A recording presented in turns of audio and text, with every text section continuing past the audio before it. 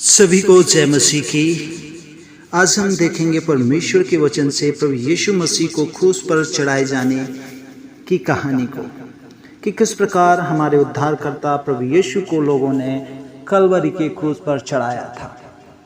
जब यीशु का ठट्ठा किए लोगों ने बहुत, और उसके बाद में सैनिक उसे क्रूस पर चढ़ाने के लिए ले जाने लगे, और उन्होंने क्रूस को प्रभु यीशु से ही उठवाया जिस पर यीशु को मारना था।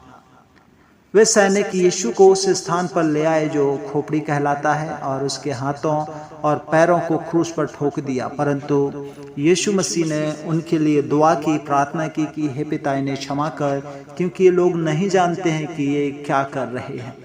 उन्होंने एक तख्ती भी उसके सिर के ऊपर टांग दी जिस पर लिख दिया था कि यहूदियों का राजा, और पिलातुस ने उनसे यही लिखने के लिए भी कहा था। तब सैनिकों ने यीशु के कपड़ों के लिए चिट्ठियां डाली। जब उन्होंने ऐसा किया तो उन्होंने उस भविष्यवाणी को पूरा किया जो पहले पुराने नियम में हुई थी। उन्होंने मेरे वस्त्रों को आपस में बांट लिया और मेरे कपड़ों के लिए चिट्ठियां डाली। और वहाँ पर हम पढ़ते हैं कि जब यीशु को उस कलवरी के क्रूस पर लटकाया गया, उस समय वहाँ पर 2 डाकू भी थे जिनको सैनिकों ने उसी समय पर क्रूस पर चढ़ाया था।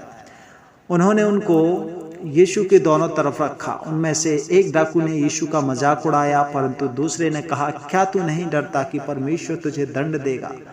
हम बहुत बुरे कामों के करने के कारण दोषी हैं, परंतु यह मनुष्य निर्दोष है। फिर उसने उस यीशु से कहा, जब तू अपने राज में आए तो कृपया मुझे याद रखना। यीशु ने जवाब दिया, आज ही तू मेरे साथ स्वर्गलोक में होगा। यहूदी अगुओं और भीड़ के अन्य लोगों ने यीशु मसीह का मजाक उड़ाया। उन्होंने उससे कहा, यदि तू परमेश्वर का पुत्र है तो क्रूस से नीचे उतरा और स्वयं को बचा ले, तब हम तुझ पर विश्वास करेंगे। तब उस संपूर्ण देश का आकाश, पूरे विश्व, पूरे भारत, पूरे जगत में चारों तरफ अंधियारा हो गया। और भले ही वह दिन के मध्य का समय था, यह दोपहर के समय काला हुआ था, और 3 घंटे तक बाइबल के अनुसार अंधियारा छाया रहा। और इसके बाद यीशु मसीह ने पुकार के कहा कि पूरा हुआ, हे पिता मैं अपनी आत्मा तेरे हाथों में सौंपता हूँ। तब उसने अपने सिर को झुकाया और अपने प्राणों को त्याग दिया। जब वह मरा तो एक भूकंप आया।